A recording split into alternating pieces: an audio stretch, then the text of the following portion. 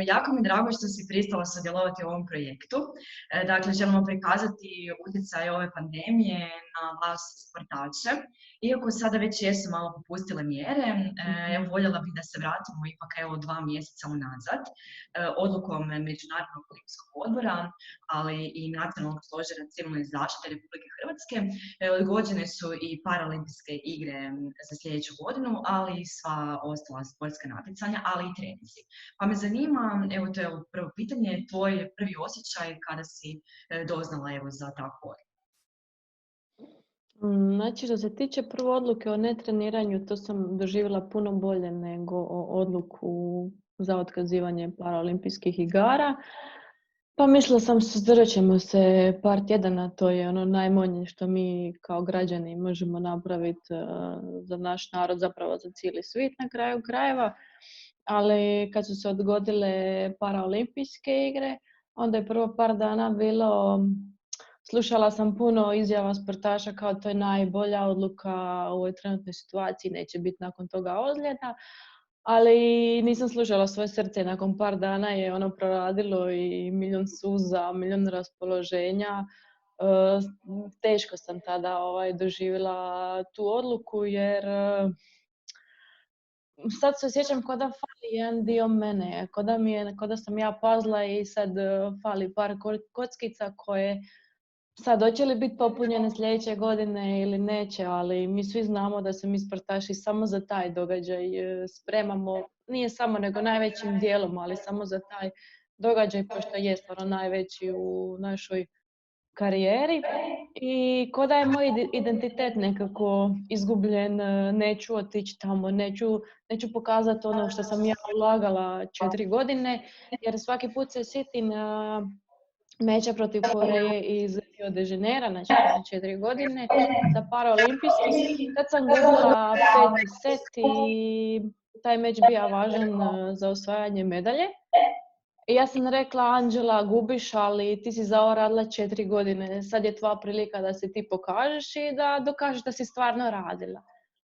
I tu sam pokazala svu svoju snagu. I sad gledam da nakon te 4 godine, nakon otkazivanja Tokija, imam nekakvu prazninu koju ne znam da li ću moći ispuniti jer radila sam samo za to, a sad neću moći neka svoje osjećaje pokazati ono što sam radila i ispuniti samu sebe i samu sebi dokazati da ove 4 godine su bile uspješne. Htjela bih čuti od tebe, otkuda sama ta kreativnost, kada si počela trenirati, kada si skupila tu snagu da se ne predaš da ideš dalje i u toj karanteni, bez obzira na sve zabrane, da ti kažeš ja ću od doma i radiš te treninge. Pa da mi malo to opišeš. Mi smo se jako brzo snašli, ja i Kristijan živimo u istoj kući i on je paraolimpijac i skupa treniramo. Tako da smo se jako brzo snašli, on je odmah iz teretane dok smo mogli, uzeli smo jako puno stvari koji su nam pomogli u našim treninzima. Imam jako dobar svoj tim oko sebe, trenera kondicije, mentalna priprema i mentalna priprema mi najviše trivala u ovim trenucima. Tako da prilagodili smo i treninge za mentalnu pripremu, nekakva prostorna lokalizacija i mislim jako puno vježbi i za oči, i za percepciju duljine, već kad se vratim trenizama da to bude što bezbolnije i što lakše. Trening kondicije imali smo, prva 2 tjedna smo imali 1 put dnevno, nakon toga je naravno trener pojača treninge na 2 puta dnevno a s mentalnim treningom nekako došli do vježbe da lopticu zavežem na konac kako bi imala i nikad ne možemo dobiti isti osjećaj kao u dvorani, ali bar da sam u kontaktu nekako sa lopticom, da gledam s kojim dijelom reketa mogu pogoditi lopticu i mislim, bilo je u tom trenutku je to bilo najbolje što sam ja mogla tada napraviti, ali vjerujem da bi se sljedeći put i puno bolje svi pripremili i prilagodili situaciji, ali nakon što sam se ja vratila treninzima prvi par treninga, baš sam pitala trenere je li moguće, su li očekivali da ću biti tako dobra, jer uopće se nije vidjelo da sam ja izgubila ili na osjećaj u kontaktu s lopticom ili da sam percepciju di mi loptica dolazi, di ona odskače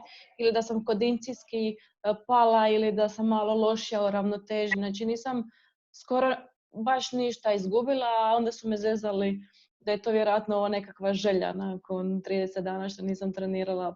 Pa želja izlazi iz mene, ali nije to se stvarno nastavilo i dalje. Evo. Nisam izgubila ništa, ali dužo me boli na kraju kraja. Također zanima me, imaš li ti treninge u Zagrebu ili si u Splitu? U Zagrebu si.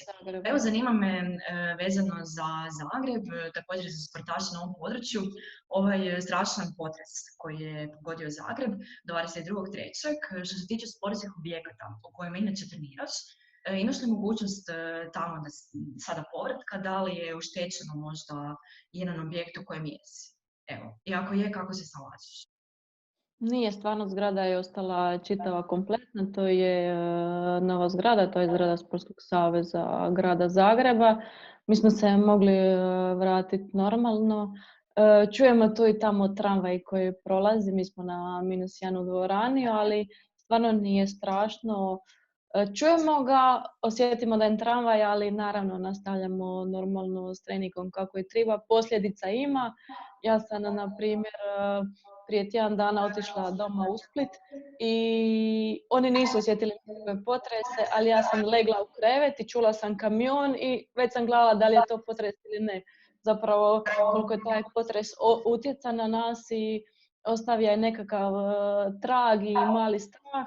Je prošlo okoliko 2 mjeseca, ali čujem ga danima, a zapravo stoji, ali u svakom nekakvom zvuku osjećam da je potres. Kako pronalaziš motivaciju za dalje i kako su ti planovi evo do kraja godine? Pa motivaciju sad nakon par tjedana, nakon što sam već u dvorani, treniram, ali motivaciju jako teško nalazim. I opet sama sa sobom razgovaram i proučavam samu sebe i shvatila sam da to sad dolazi previše opet od ovih priča da ako se ne pronađe cjepivo za sljedeću godinu, Tokio će opet biti otkazano. Prvo opet imam naravno tu bubu u glavi da bi mogla izgubiti drugu šansu za Tokio, ne samo ja nego svi mi. To je prva buba, a druga je buba što evo još dan danas ne znam da li će biti još turnira ove godine. Znači, opet ne znam za šta se spreman, a u drugu ruku opet se nadam da će nam bar staviti jedno veliko natjecanje, makar to bilo europsko prvenstvo, pa nek bude na kraju godine da bar znam za šta se spreman, jer stvarno je grozna, teška je situacija, jako je teško naći motivaciju.